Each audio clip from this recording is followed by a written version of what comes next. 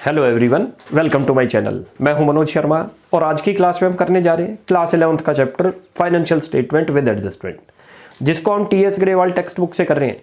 अब तक इसके 1 to 9 क्वेश्चन कर चुके, आज 10th क्वेश्चन से करते हैं। अच्छा, आपको एक और इन्फॉर्मेशन देने, हमने टीएस ग्रेवाल टेक्स्ट बुक के जितने भी प्रैक्टिकल चैप्टर हैं उन सब के सारे क्वेश्चन अपलोड कर रखे हैं यूट्यूब पर। आपको किसी भी चैप्टर में कोई भी डाउट लगता है, आप हमारी प्लेलिस्ट में जाओ, वीडियो आपको प्लेलिस्ट में मिल जाएंगी। अब ये लास्ट चैप्टर चल रहा है इस बुक का, इसके भी सारे क्वेश्चन अपलोड कर देंगे। इसके बाद फिर जो है शॉर्ट क्वेश्चन लेके आएंगे, पहले फाइनेंशियल स्टेटमेंट से रिलेटेड ही, इसमें कुछ फॉर्मूले बेस्ड भी हैं तो उनकी वीडियो अलग आएंगी। आज 10th क्वेश्चन से स्टार्टिंग करते हैं। काफ़ी अच्छा क्वेश्चन है, 2 पॉइंट इसके अंदर ऐसे आएंगे जो हमने इग्नोर करने हैं। वो जैसे क्वेश्चन में आएंगे मैं आपको बताता हूँ। अब जरा क्वेश्चन रीड करते हैं। देखो, लिखा है from the following trial balance and other information prepare trading and profit and loss account for the year ended 31st March 2022 and balance sheet as at the date. हमें trading account, profit and loss और balance sheet बनानी है। ये trial balance दे रखा और नीचे इसकी कुछ एडजस्टमेंट है। वो जैसे क्वेश्चन में आएगी उसी हिसाब से उन एडजस्टमेंट को ट्रीट करेंगे। तो क्वेश्चन की स्टार्टिंग करते हैं सबसे पहले ट्रेडिंग अकाउंट से। देखो, ये ट्रेडिंग अकाउंट हमने बना दिया, ये डेबिट साइड, ये क्रेडिट। स्टार्टिंग कैसे करते हैं, हर क्लास में ज़्यादातर रिपीट करते हैं। ओपनिंग स्टॉक यहाँ लिखो, क्लोजिंग स्टॉक इधर, कभी भी गलती नहीं होगी। परचेज इधर लिखो, परचेज में से परचेज रिटर्न माइनस, सेल्स को यहाँ लिखो, सेल में से सेल रिटर्न, और उसके बाद डायरेक्ट एक्सपेंस। अब स्टार्टिंग करते हैं। देखो, सबसे पहले ट्राई किया करो ओपनिंग स्टॉक से करो। ओपनिंग स्टॉक लिख लो, ओपनिंग स्टॉक कितना गिवन है। ओपनिंग स्टॉक क्वेश्चन के अंदर देखो शुरू में ही दे रखा है 2,20,000, लिख दो 2,20,000। Any doubt? उसके बाद आप क्या थी, क्लोजिंग स्टॉक लिख दो। क्लोजिंग स्टॉक ये आपको जर्नली एडजस्टमेंट में दे रखा होगा।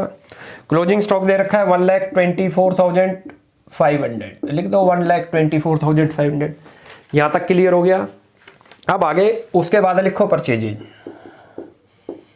परचेजेज चेक करो, परचेजेज कितनी दे रखी है क्वेश्चन में।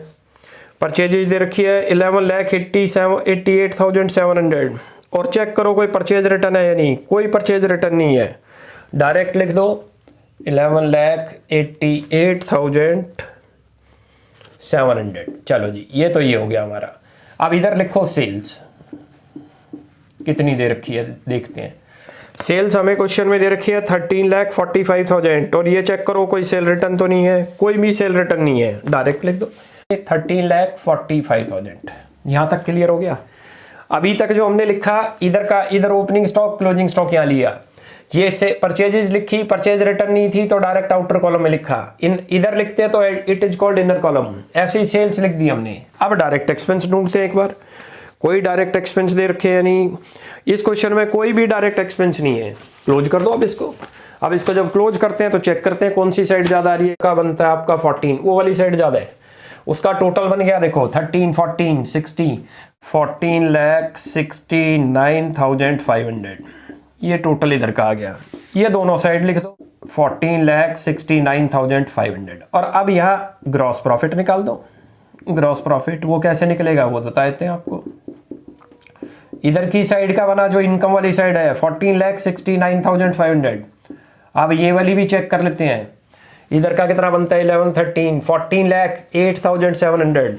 14,08,700। यहाँ तक क्लियर हुआ आपको, ये नोट करो। अब इसका डिफरेंस निकाल लो। डिफरेंस निकालते हो तो वो बन गया 60,800, वो लिख दो यहाँ पर।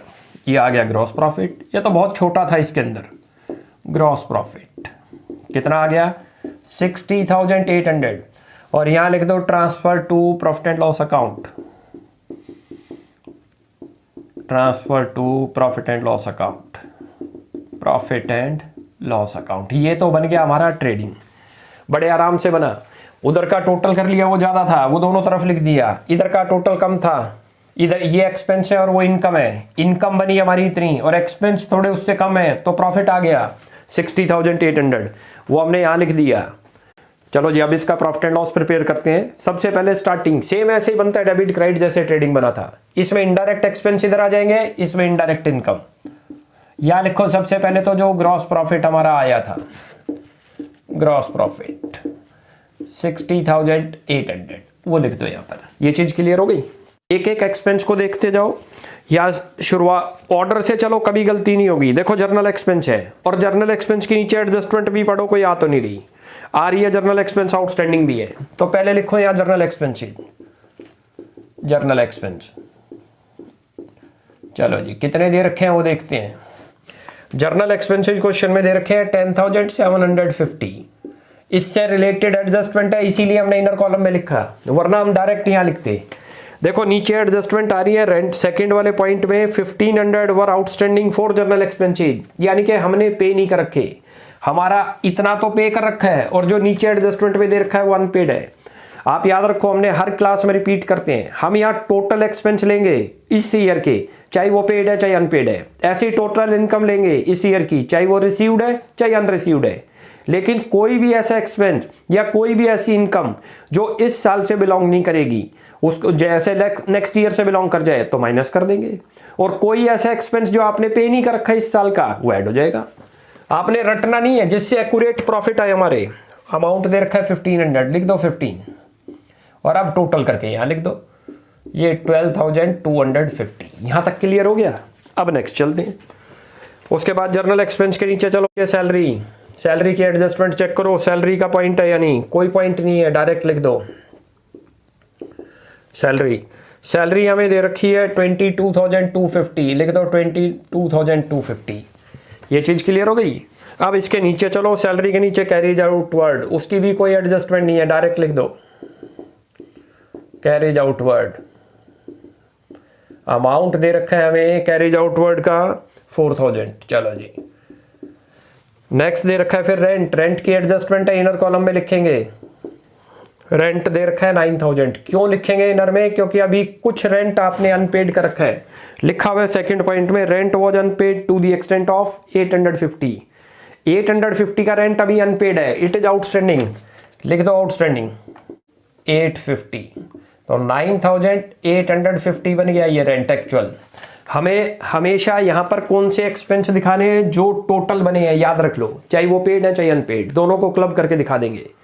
ऐसे ही इनकम यहाँ दिखाएंगे, चाहे रिसीव्ड हो चाहे अनरिसीव्ड हो, इससे किसी भी बिजनेस के एक्यूरेट प्रॉफिट आएंगे। रेंट के बाद आगे चलो, बिल्स पे बिल, फिर डिस्काउंट आ रहा है, ये भी ध्यान रखना है, डेबिट साइड ही होने चाहिए, कोई क्रेडिट का होगा तो क्रेडिट साइड लिख देंगे 11,000। डिस्काउंट के बाद कुछ नहीं है। अब नीचे एडजस्टमेंट पे आओ, अब एक बेड डेट की थर्ड पॉइंट पे आ जाओ, बहुत अच्छी एडजस्टमेंट है, लिखो बेड डेट, बेड डेट 4,000, और उससे रिलेटेड आ गया कि जो है प्रोविजन भी बनाया हुआ है 5%, लिख दो provision for doubtful debt, provision for doubtful debt, D का मतलब डाउटफुल। इसको वर्किंग में ले आओ, ये देखो आपको समझाता हूँ कैसे निकलता है ये ऑर्डर। मैंने आपको पिछली भी एक क्लास में बताया था, पहले डेटर लिखा करो कितने डेटर है हमारे पास, क्योंकि ये जो प्रोविजन बनेगा डायरेक्ट डेटर पर नहीं बनेगा, पहले कोई बेड डेट हो गए तो माइनस होंगे। डेटर देखते हैं, डेटर कितने दे रखे हैं हमें, डेटर दे रखे हैं 3,20,000, लिख लो 3,20,000। उसमें से देखो ये बेड डेट आपके हो गए 4,000 के, ये पहले 4,000 के बेड डेट माइनस होंगे, माइनस करो यहां से, इसको बोलते हैं बेड डेट और न्यू, ये भी याद रख लो, जो एडजस्टमेंट में इट इज कॉल्ड न्यू, यहां से न्यू बेड डेट ही माइनस होगा, ध्यान रख लेना। 16,000 it is the fair debtor, meaning है टोटल डेटर इतने थे 3,20,000, आउट ऑफ विच 4,000 तो डिफॉल्ट कर गए, पे नहीं कर रहे, इट इज बेड डेट, तो बेड डेट माइनस करा। आज डेटर कितने बनते हैं 3,16,000। हम जो प्रोविजन बनाएंगे 5% वो इसके ऊपर बनाएंगे, याद रख लेना। ज्यादातर इसी में मिस्टेक होगी कि स्टूडेंट उस पर बना नहीं करेगा, उस पर नहीं बनता। कभी भी डेटर दे रखे हैं, डेटर में से पहले फर्दर बेड डेट माइनस करो। ट्रायल बैलेंस वाले बेड डेट की बात नहीं कर रहे, याद रख लो, ये भी गलती होने के चांसेस हैं। कौन से बेड डेट माइनस कर रहे हैं ध्यान रखो, यदि क्वेश्चन में न्यू बेड डेट है तो पहले वो माइनस होंगे, उसके बाद प्रोविजन बनेगा। अब इसके ऊपर प्रोविजन बनाओगे 5% तो बनेगा 15,800। ये कैसे आया ये भी देख लो, 3,16,000 इंटू 5/100 करोगे तो 15,800, it is the new provision, provision for doubtful debt, यानी कि जिनसे मेरे को अभी उम्मीद है कि इनसे भी पैसा डूब सकता है। अब इसका टोटल कर दो 19,800। यहां तक क्लियर हो गया। अब नेक्स्ट चलते हैं। अब उसके बाद अगला एडजस्टमेंट आ रही है आपके सामने, depreciation on plant and machinery. लिख दो डेप्रीशिएशन, डायरेक्ट कैलकुलेट हो जाएगा। चेक करो प्लांट एंड मशीनरी कितने की दे रखी है। प्लांट एंड मशीनरी है 1,75,000, 17,500 हो गया। 1,75,000 इंटू 10/100। उसके बाद नेक्स्ट चलते हैं एडजस्टमेंट। प्रीमिसेस पर 2% है, लिख दो depreciation on premises. Depreciation, DEP का मतलब डेप्रीशिएशन, डेप्रीशिएशन ऑन प्रीमिसेस। अब प्रीमिसेस की बात करते हैं। प्रीमिसेस कितनी दे रखी है? प्रीमिसेस हमें दे रखी है क्वेश्चन के अंदर 3,45,000। करेंगे तो 6,900 आ जाएगा, 6,900। ये चीज़ क्लियर हुई? कहाँ से आया ये भी समझाता हूँ। देखो ये डेप्रीशिएशन निकाल लो आप, डेप्रीशिएशन ऑन प्रीमिसेस ये रहा, वो 3,45,000 दे रखी है, इसका इंटू 2% कर दो, करोगे तो 6,900, और वही हमने यहाँ लिख दिया। ये रहा, यहाँ तक क्लियर हुआ? अब इसके अंदर आगे पॉइंट आ रहा है, नोट करो। कहता है manager is entitled to a commission of 5%। बड़े ध्यान से देखना, ऑन प्रॉफिट, यदि प्रॉफिट होगा तो manager will get commission 5% after charging is commission. उसके बाद अब ये चेक होगा फर्म को प्रॉफिट हुआ या लॉस, क्योंकि यहाँ इधर इनकम में देखो बहुत कम साइड दिख रही है आपको, और ये एक्सपेंस वाली साइड ऐसा लग रहा है जैसे उससे ज्यादा आ रही है। इसका मतलब फर्म को क्या हुआ है यहाँ पर? Net loss. तो इस पॉइंट का कोई यूज नहीं होगा। Manager will not get commission from the firm, क्योंकि हमारा टाई अप क्लियर हुआ है, लिखा हुआ है कि manager will get commission 5% on profit. Profit होगा तो कमीशन मिलेगा, वरना कमीशन नहीं मिलेगा। तो इस क्वेश्चन में इस वाले पॉइंट का कोई यूज नहीं है, नीचे फुटनोट दे दोगे, इन case of net loss manager will not get commission. ऐसे एक और इसके नीचे आया है, A fire broke out on 1st April 2022, destroying goods costing 20। Fire check करो कब है, हम बना रहे हैं 31 मार्च 22 का, और ये फायर हुई है नेक्स्ट ईयर में 1 अप्रैल 22 में, तो इसका भी हमारे लिए कोई यूज नहीं है। तो 2 पॉइंट इग्नोर हो जाएंगे क्वेश्चन में, याद रखना। मैनेजर कमीशन क्यों इग्नोर हुआ? क्योंकि लॉस दिख रहा है यहाँ पर। अब इसका एक बार नेट लॉस निकालते हैं, कितना आया। नेट लॉस निकालो आप, नेट लॉस कितना आया। इधर का टोटल करते हैं तो टोटल बनता है 1,03,000, मैंने कर रखा है ये 1,03,550, ये लिख लो। और उधर का तो आपको दिख रहा है 1,03,550, यानी कि एक्सपेंस वाली साइड लिखो यहाँ पर कितनी दिख रही है, ये एक्सपेंस की थी, और इनकम तो एक ही है 60,800, और इसको माइनस करेंगे तो 42,750 आ गया। ये यहाँ लिख दो नेट लॉस, ये लो, बहुत आसान था। नेट लॉस 42,750, और इसको ये भी लिख दो यहाँ पर, ट्रांसफर टू कैपिटल अकाउंट। जैसे उधर लिखते थे ऐसे ही सेम यहाँ पर करते हैं, ट्रांसफर टू कैपिटल अकाउंट। ये चीज क्लियर हो गई? इस क्वेश्चन में बड़ा अच्छा था, नेट लॉस निकल गया, और में ज्यादातर नेट प्रॉफिट था। नेट लॉस होगा तो कमीशन नहीं मिलता मैनेजर को, याद रख लो। क्वेश्चन में जो पॉइंट आ रहा था इसलिए इग्नोर हो जाएगा। तो नीचे हम आंसर में फुटनोट भी दे देंगे उसका, in case of net loss manager will not get commission. ऐसे ही फायर रिकॉर्ड हुई है after 31 March 2022, it will not record in our books, वो नेक्स्ट ईयर की बुक में रिकॉर्ड होगी। तो अब जरा इसकी बैलेंस शीट प्रिपेयर करते हैं। सबसे पहले ऑर्डर वाइज चलो, जो चीज दे रखी है उधर ही लिखो, कोई जरूरी नहीं है कि आपको इधर से स्टार्ट करना या इधर से। ट्रायल बैलेंस में देखो जो चीज दे रखी है वहां से स्टार्टिंग करो। लिखा हुआ है सन्ड्री डेटर, लिख दो सन्ड्री डेटर, सन्ड्री डेटर जितना अमाउंट दे रखा है वो ले लो। सन्ड्री डेटर दे रखे हैं 3,20,000। थोड़े यहाँ क्यों लिखा मैंने ये भी बताता हूँ, it is inner column, outer में नहीं लिखा, क्यों? इसकी एडजस्टमेंट थी। प्लस माइनस जब करना हो तो इनर कॉलम में लिख लो। एक तो इसके अंदर देखो बेड डेट आए थे, वो लिख दो आप, बेड डेट, जो न्यू बेड डेट आए थे याद रख लो 4,000 रुपी, ये माइनस करो। एक और था प्रोविजन फॉर डाउटफुल डेट भी बना था, याद करो, प्रोविजन फॉर डाउटफुल डेट 15,800 आया था, याद हो तो आपको, ये माइनस कर दो। ये हमने दोनों प्रॉफिट एंड लॉस में लिए थे। एडजस्टमेंट जितनी होंगी सारी डबल इफेक्ट करेंगी, और ट्रायल बैलेंस की आइटम एक जगह। सन्ड्री डेटर आप नोट करो, अभी तक कहीं नहीं लिया क्योंकि असेट्स है, तो असेट्स में आ गई। अब ये माइनस कर दो इसमें से, ये बन गया आपका 3,02,000। यहाँ तक क्लियर हुआ? आगे चलते हैं। सन्ड्री डेटर के नीचे स्टॉक ओपनिंग था, ले लिया। कैश इन हैंड आ रहा है 350, लिखो कैश इन हैंड। जो जो आ रहा है ऑर्डर वाइज चलते जाओ, गलती नहीं होगी। Cash in hand 350। उसके बाद कैश एट बैंक दे रखा है 15,450, वो भी लिख दो, वो भी असेट्स है हमारी बैंक। उसका अमाउंट दे रखा है हमें 15,450, लिख दो 15,450। एक और चीज आपको बताते हैं, आप मान लो बाई चांस आपसे ये प्रॉब्लम आए कि ये असेट्स है लायबिलिटी, जो डेबिट बैलेंस होंगे या तो वो असेट्स होंगे और या वो जो है एक्सपेंस होंगे, और जो क्रेडिट में दे रखे हैं या तो वो इनकम और या लायबिलिटी। ये देखो दोनों हमने असेट्स में लिए क्योंकि डेबिट में दे रखे थे। प्लांट एंड मशीनरी लिखो, plant and machinery, plant and machinery हमें दे रखी है 1,75,000, और आपको ये भी ध्यान हो इस पर डेप्रिसिएशन था इसलिए मैंने इनर कॉलम में लिखी है। यहां से 17,500 माइनस कर देंगे, डेप्रिसिएशन माइनस करो यहां से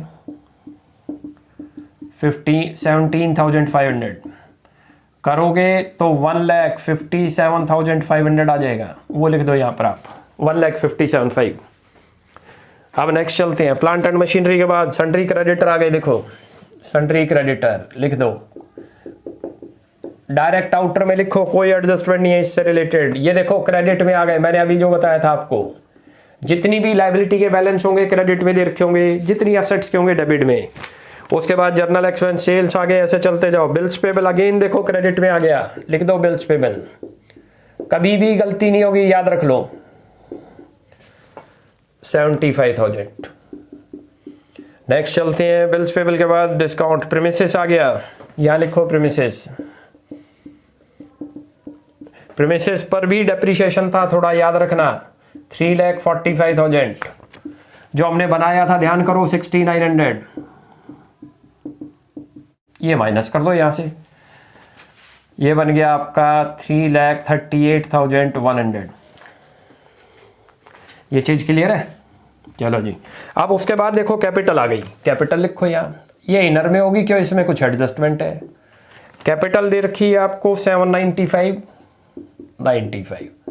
अब इसमें क्योंकि नेट लॉस था, जरा अच्छी तरह से याद रखना, नेट लॉस आया था क्वेश्चन के अंदर, वो माइनस होगा, वो माइनस करेंगे 42,750 आया था, याद करो 42,750, ये माइनस करो यहां से, ये करते हैं तो 752 250 आ रहा है, 250 हो गया, फिर 2 हो गया 5, यस 752 250।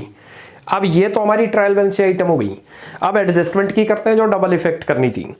क्लोजिंग स्टॉक अभी तक एक ही बार लिया है ट्रेडिंग में, क्रेडिट साइड यहां पर आ जाएगा क्लोजिंग स्टॉक, लिख दो क्लोजिंग स्टॉक। ऐसे चेक किया करो कि एडजस्टमेंट डबल ले चुके हैं यानी हम। अमाउंट दे रखा है 124,500 लिख दो। उसके बाद नेक्स्ट रेंट आ रहा है outstanding, wage is outstanding, it is liability, pay करनी है तो इधर लिखी जाएंगी, लिखो यहां पर आउटस्टैंडिंग रेंट, आउटस्टैंडिंग रेंट। और ऐसे ही आउटस्टैंडिंग जर्नल एक्सपेंस है, पहले आउटस्टैंडिंग रेंट लिख देते हैं 850, वो लिख दो 850। फिर आउटस्टैंडिंग जर्नल एक्सपेंस है, वो भी लिख दो आउटस्टैंडिंग जर्नल एक्सपेंसेज। चलो जी, वो दे रखे हमें 1,500। ऐसे एक एक एडजस्टमेंट को चेक कर लो, गलती नहीं होगी। उसके बाद देखो बेड डेट का आ गया, वो P&L में भी ले लिया था 4,000 और उसका 5% भी, वो हमने ये देखो डेटर में करके दिखा दिया आपको। नेक्स्ट चलते हैं, उसके बाद डेप्रीशिएशन भी 2 जगह ले लिया, प्रॉफिट एंड लॉस में लिया, और उसके बाद एक ये रहा, और नीचे के दोनों आने ही नहीं है, ये हमने बता ही दिया था। क्यों नहीं आने, क्योंकि इस केस में लॉस हो गया, तो यानी कि इस 5th पॉइंट का कोई यूज नहीं है, क्योंकि मैनेजर से टाई अप है आपका, प्रॉफिट पर 5% है। दूसरा फायर अकर्ड हुई है, इस ईयर से बिलोंग नहीं करती, नेक्स्ट ईयर में हुई है, तो ये भी इग्नोर हो जाएगी। ये बड़े ध्यान से रखना, नहीं तो स्टूडेंट्स यहाँ गलती करता है। जब कभी भी आपको कोई भी लॉस हो, लिखा हो कि लॉस बाय फायर, और वो इस ईयर के अंदर आ रही है तो इसमें रिकॉर्ड हो जाएगी, इस ईयर के बाद आ रही है तो नेक्स्ट ईयर के अकाउंट में होगी, जो हम अभी बना ही नहीं रहे। हम तो 22 तक का बना रहे हैं, 31 मार्च, फायर अकर्ड हुई 1 अप्रैल 22 को, तो इट विल बी इग्नोर, क्योंकि वह नेक्स्ट ईयर की है। अब इनका टोटल करते हैं,